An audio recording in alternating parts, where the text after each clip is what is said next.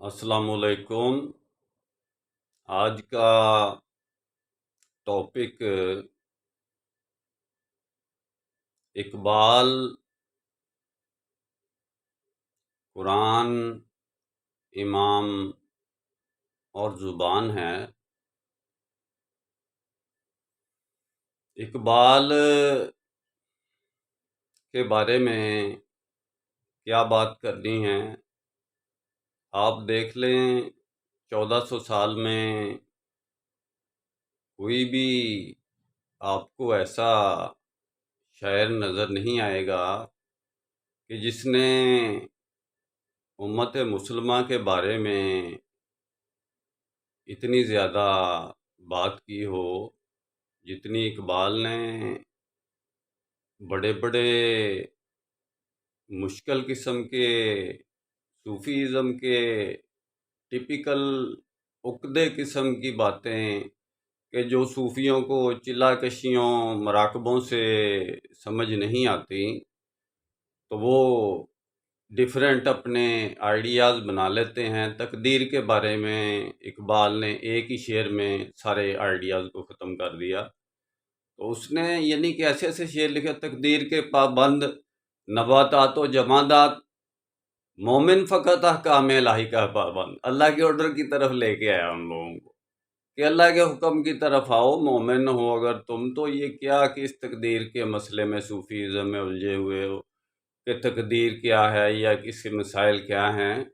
ان باتوں کو چھوڑو، پریکٹیکل کی طرف آؤ۔ تقدیر کے پابند تو نباتات و جمادات ہیں، یہ تقدیر کے ذالکہ تقدیر العزیز الحکیم کے تحت ساری یونیورس پوری پہلے ہی چل رہی ہے، اور انسان کو اختیار دیا گیا ہے کہ اور خلیفہ بنا کے بھیجا گیا ہے زمین پر کہ چاہے وہ برا کام کرے چاہے وہ اچھا کرے۔ تو اس لیے اقبال کے کلام سے پہلے خسرو کا کلام پیش کرتا ہوں، فارسی زبان میں ذرا سا ہے۔ تو اس میں خسرو کے بارے میں تو آپ کو پتہ ہے کہ اقبال نے بھی کہا ہے کہ نغمہ خسرو ہی باقی رہ گیا ہے، گٹار ہی باقی رہ گئی ہے، باقی اور کچھ نہیں رہ گیا اسلام کے اندر، صرف نغمہ خسرو باقی رہ گیا۔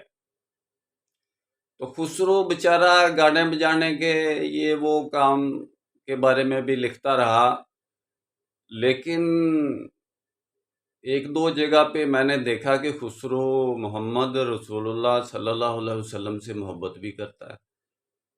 پھر میں نے کہا کہ چلو یار اس کو اس کیٹاگری میں تو لے لو کہ خسرو نعت گوئی بھی کرتا ہے، محبت بھی کرتا ہے محمد صلی اللہ علیہ وسلم سے، تو چلو اس کی بات کبھی کوئی شعر ہو تو بیان کر دیا کرو۔ ابھی خسرو کی میں آپ کو بڑی ہی اچھی قسم کی نظم فارسی زبان میں سنانے والا ہوں کہ جو خسرو کی اچھی مشہور قسم کی فیمس نظموں میں شامل ہے۔ نمی دانم چے منزل، نمی دانم چے منزل، بود شب جائے کہ من بودم، نمی دانم چے منزل، نمی دانم چے کہتا مجھے پتہ ہی نہیں ہے، میں ایسا مسافر ہوں جیسے ٹرین میں بیٹھا ہوں، میر خسرو نے مجھے بٹھا دیا ہے اور اس قسم کا مسافر ہوں کہ مجھے منزل کا بھی، نمی دانم چے منزل کا بھی نہیں پتہ ہے وہ کدھر ہے، نہ اس بات کا پتہ ہے کہ نمی دانم چے منزل بود شب جائیے کہ من بودم، یا میں چلا جاؤں یا شب چلی جائے، یعنی اس بات کا کوئی یقین ہی نہیں، بے اعتمادی کی کیفیت ہے، منزل کے بارے میں پتہ ہی نہیں ہے کدھر کو جا رہا ہوں۔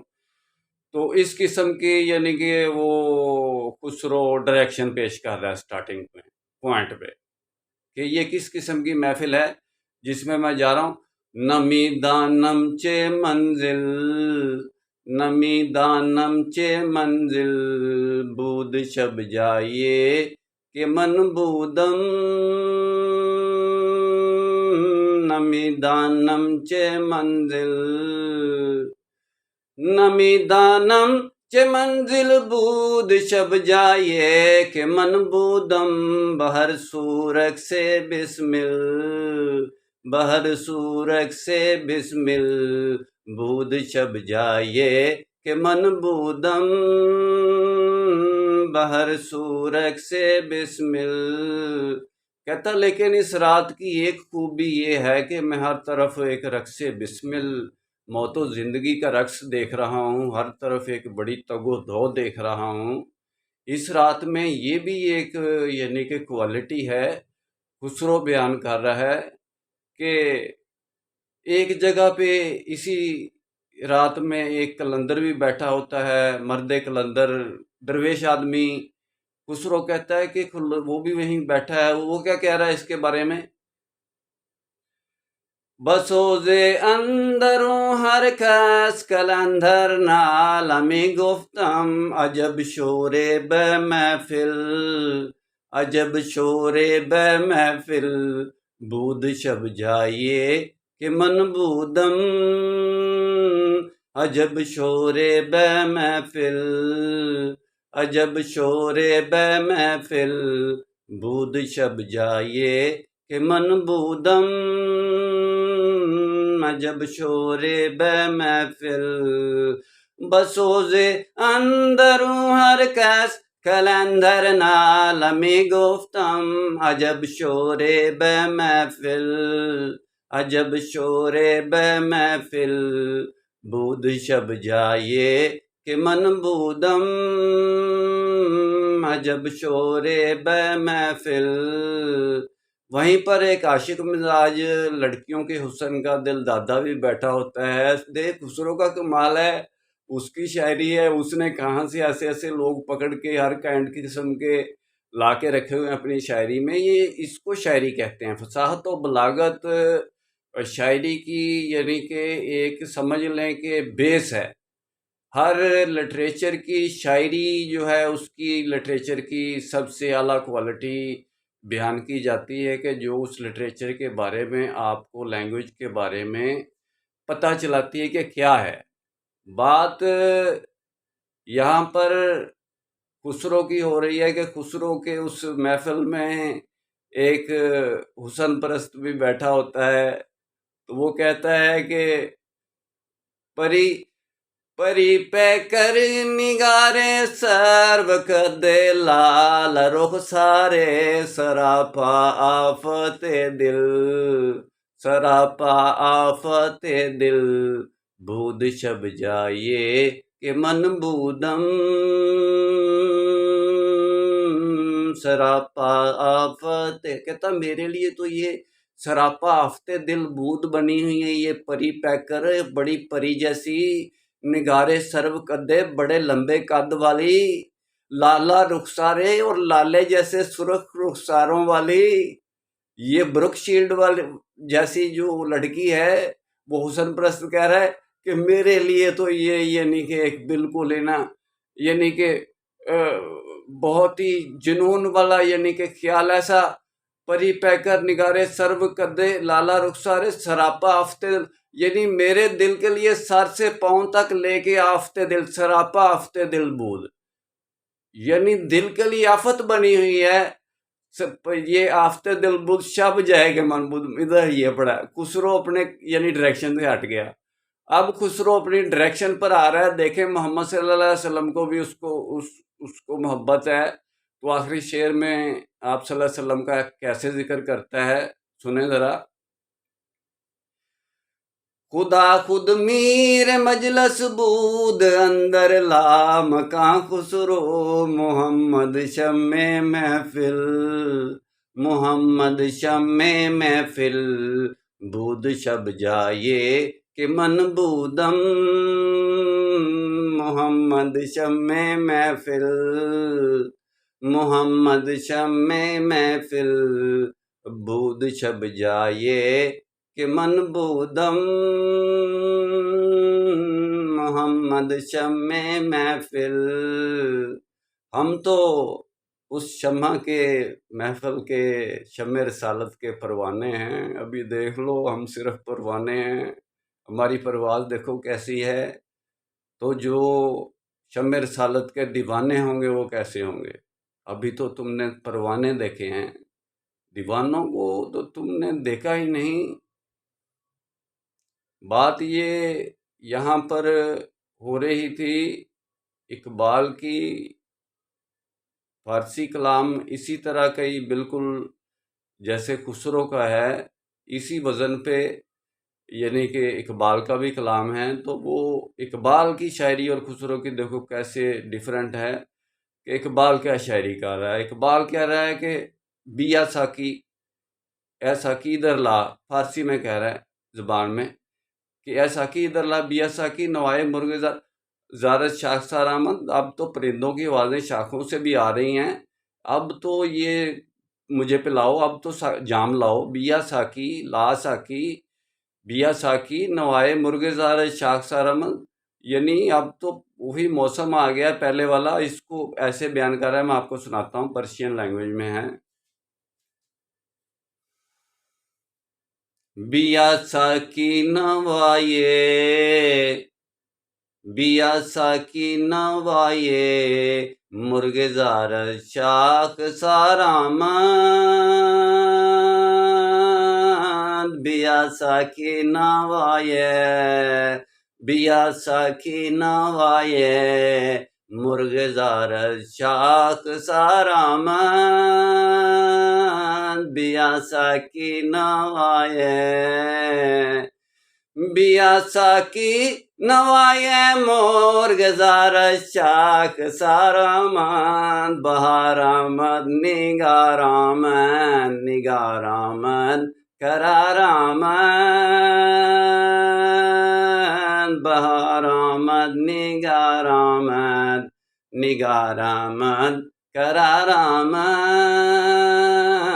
صدای آبشاراں صدای آبشاراں از فراز کوہ سار آمد،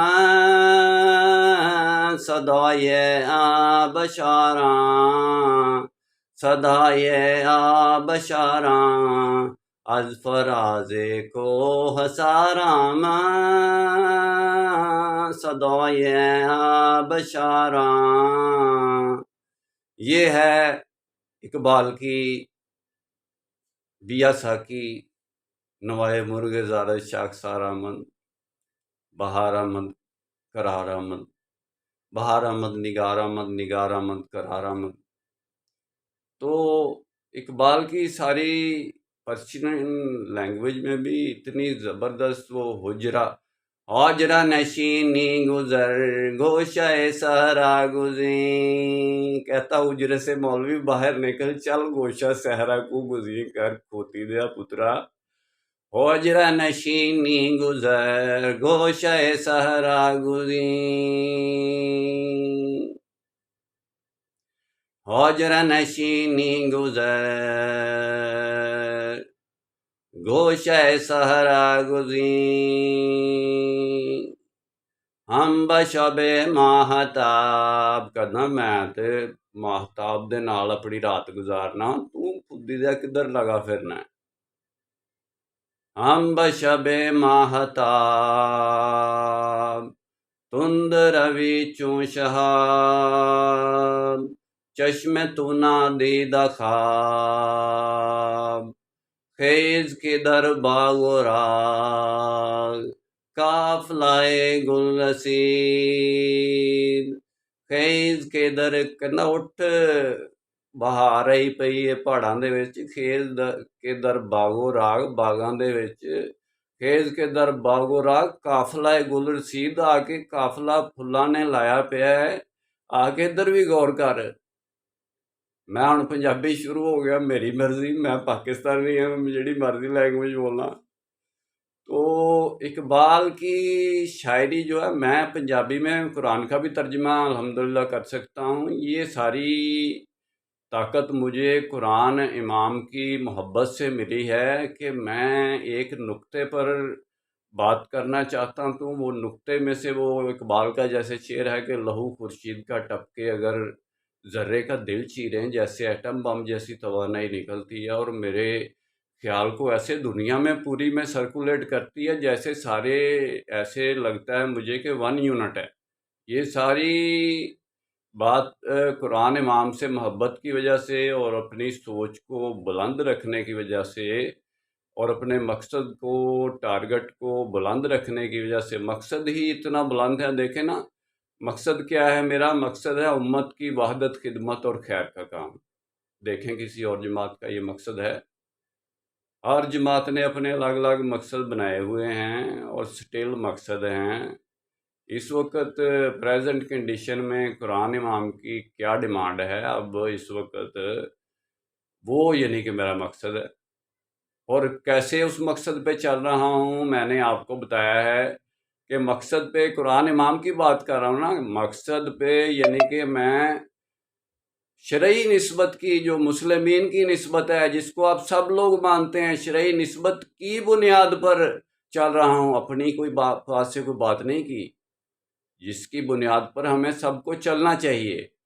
شرعی نسبت کی بنیاد پر مدد مسلمین کے نظام کے ذریعے، میرے بابے کا، والد کا نظام نہیں، میرے چاچے کا نظام نہیں، مدد مسلمین کا نظام.